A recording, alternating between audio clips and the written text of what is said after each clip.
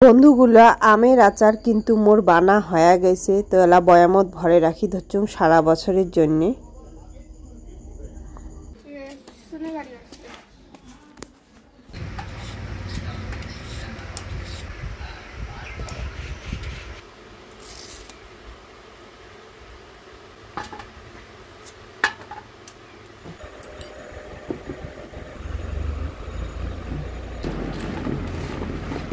খাবি না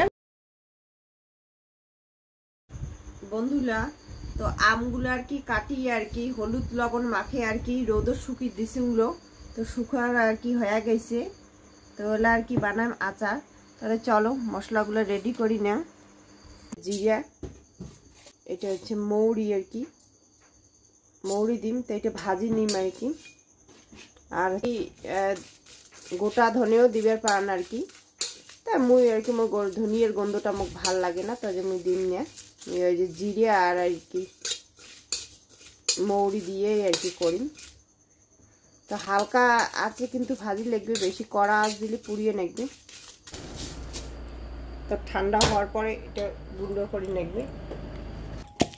তো মশলাগুলো গুঁড়ো করে নিম। তেলটা গরম হয়ে গেলে তেজপাতা, শুকনো লঙ্কা, পাঁচফোড়ন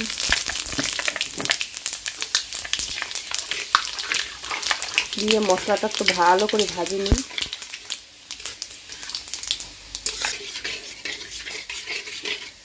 গরম ভাজা হয়ে গেছে।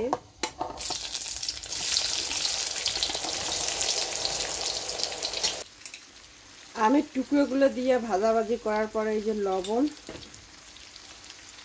তারপর ওই যে হলুদ দেওয়া হয়েছে আগত, কিন্তু তাও কম মনে হয়, ওই জন্য এখন হলুদ দিলাম। আমের টুকরোগুলো আর কি ভাজা হয়ে গেছে। তোলা যে মিটে দিন, মিটে কি কেমন বুঝবেন, যারা না বুঝবেন এলে গুড়,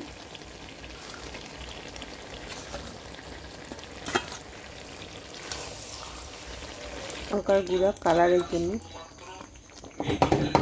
এখন প্রায় হয়ে যাবে আর কি, তখন আর কি ভাজা মশলা আর কি দিবেন। ভাজা মশলাটা দিয়ে কিছুক্ষণ ঘাটে লাগেন। আমের আচারটা দেখো বন্ধুরা কত সুন্দর রান্না হয়ে গেছে। আমরা এখানে মিষ্টি আচারে খাই আর কি। বাপরে বাপ, আচার বলি কথা, টেস্ট না করলে হ্যাঁ। তোমার বোধহয় খাবার মন যাবা দিচ্ছ, তোমরা কিন্তু বানিয়ে খাবেন অবশ্যই। আর ভিডিওটা কেমন লাগিল অবশ্যই কমেন্ট করে মুখ জানাবেন। Tata, bye bye.